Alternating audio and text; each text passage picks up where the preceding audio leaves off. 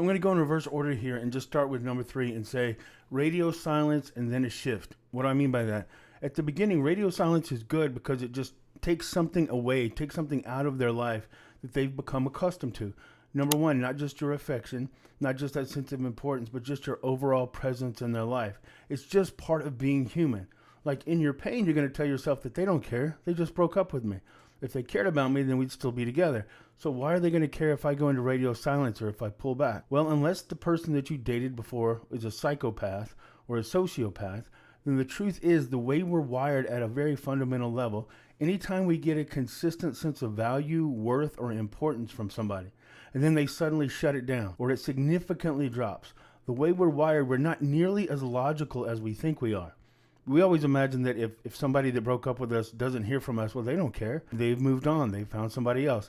Well, if you've been giving them a consistent sense of importance, then things like ego kick in, fear of loss, this idea that somebody that used to see me as high value no longer sees me as having any value at all, because ignoring or the silent treatment or radio silence, all pretty much wording for the same thing, is a way of communicating without words to tell the other person, you don't have impact on me anymore. There's something about the way we're wired that makes us care when somebody's made us feel like we have value. I mean, you can test yourself. Most of us have been through a breakup or a relationship, or we've known about somebody that has a crush on us that suddenly that person stopped. How did you feel? Even think of somebody that always had a crush on you that you didn't really like, but maybe you never even went out with.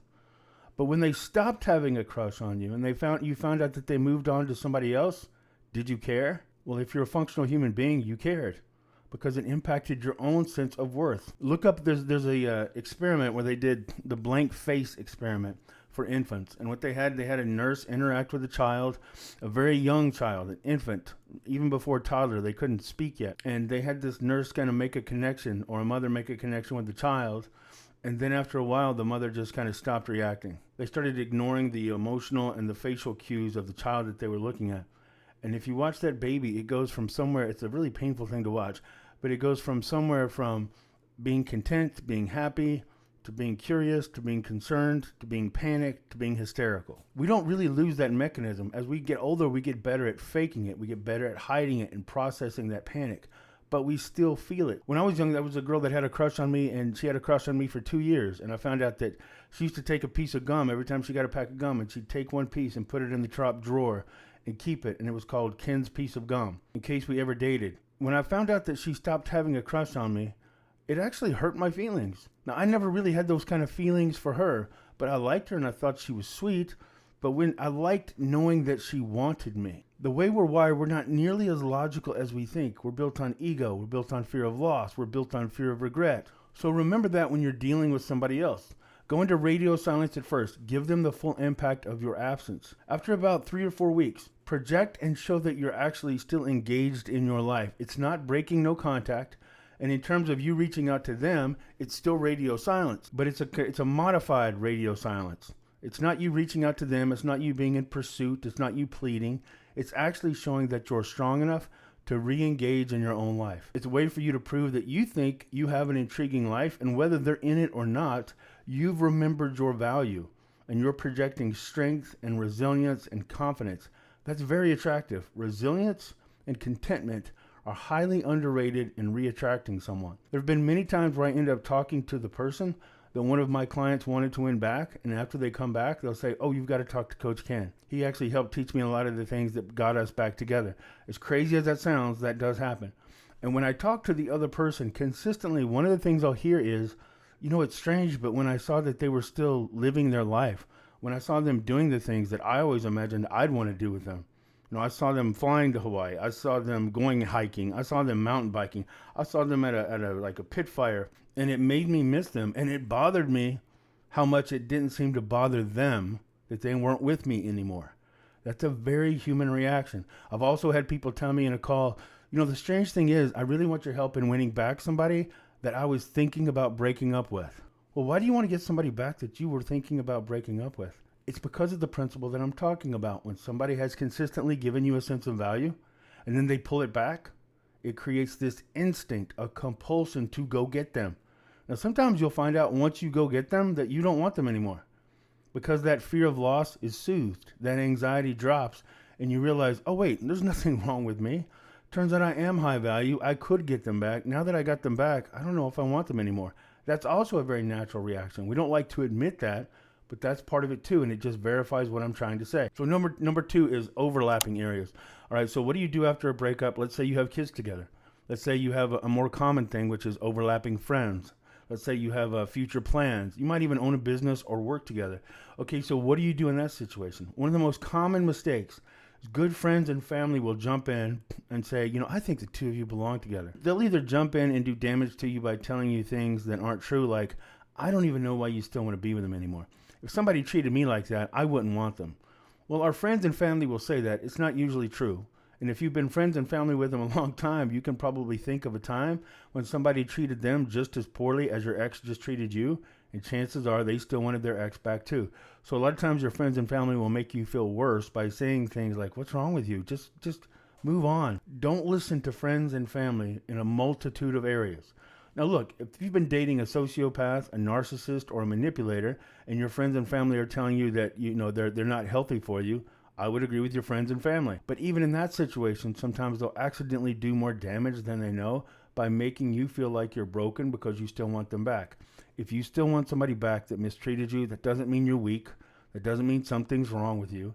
It just means that you're sincere, you're authentic, and you found out the person that hurt you isn't. Well, just because you find out they're not authentic, that doesn't automatically turn you into some kind of a shallow manipulator. So your feelings are still going to stay. So stop beating yourself up for that. But more importantly and more strategically, when your family and friends try to get involved and they'll say something like, I think the two of you belong together. I just think this is a mistake. I'm going to talk to them for you. Be afraid of those words. I'm going to talk to them for you. You want your friends and family. You don't have to have them like send along a false message of, hey, I just talked to Ken. He's doing great. He's doing better than ever. He's fantastic. He doesn't miss you at all. That's usually pretty transparent. And if they know you at all, and it's been any kind of a serious relationship, they're going to know that you're not really wired to not care.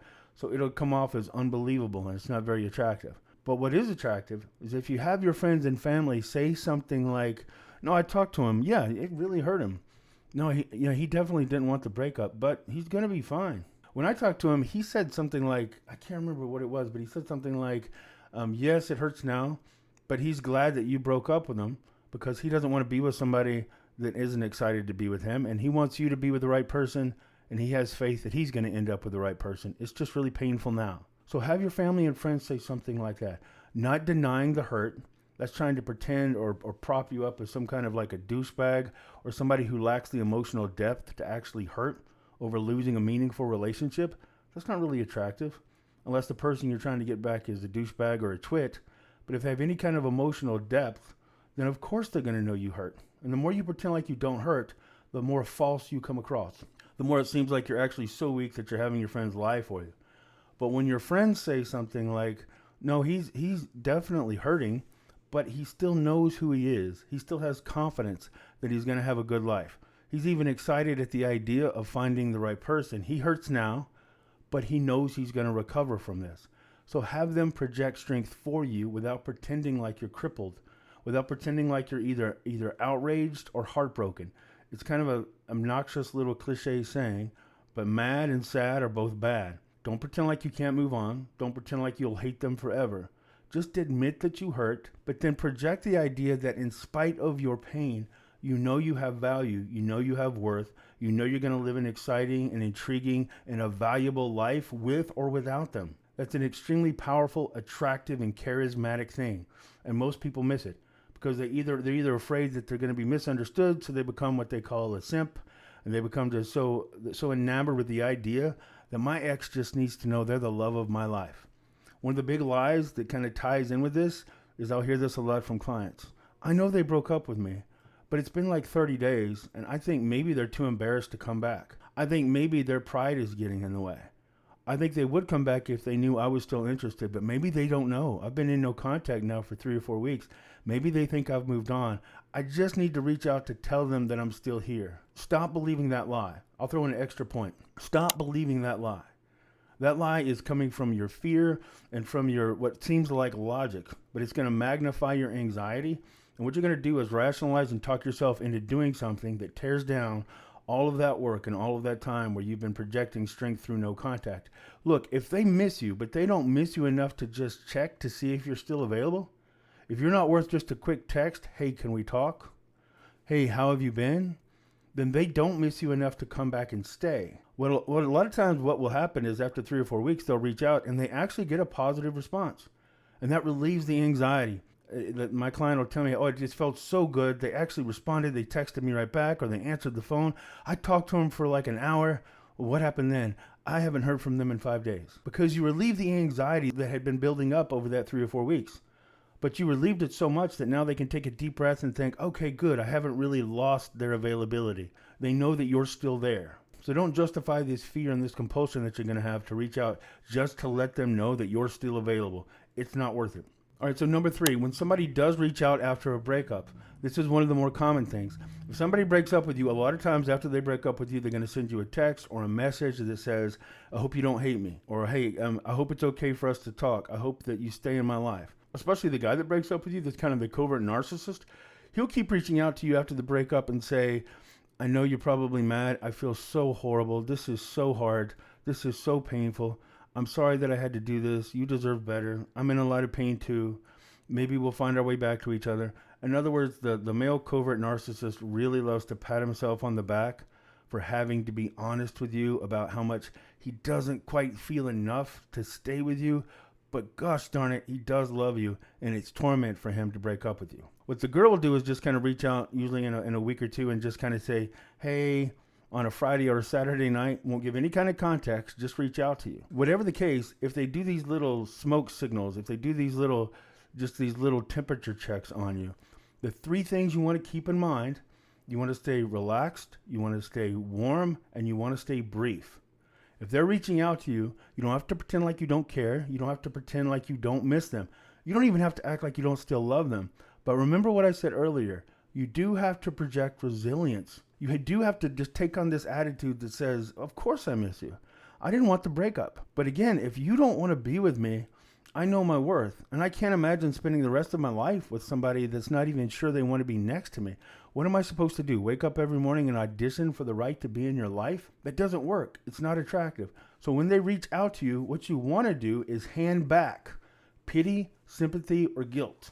If they say anything to you like, I'm still so mad at myself, I can't believe I did this, I think I might regret this, I'm afraid I'm going to second guess this later, you're amazing. You deserve somebody that feels about you the way you feel about me, and I wish I was that person. Whatever they're saying there, they're trying to express pity, guilt, or sympathy, because it reinforces the idea in your mind that they care. It also keeps you emotionally attached. But the more guilt, pity, and sympathy they feel for you, and you accept it, the more the attraction drains. So every chance you get, hand back pity, hand back guilt, hand back sympathy. Well, what do I mean by that? If somebody reaches out to you and says, I feel so bad that I hurt you like this, and a lot of times they'll even offer to be there for you. I feel so bad that I hurt you like this. Listen, if you need to talk, I want you to know I'm here. Hand it back. No, I'm fine.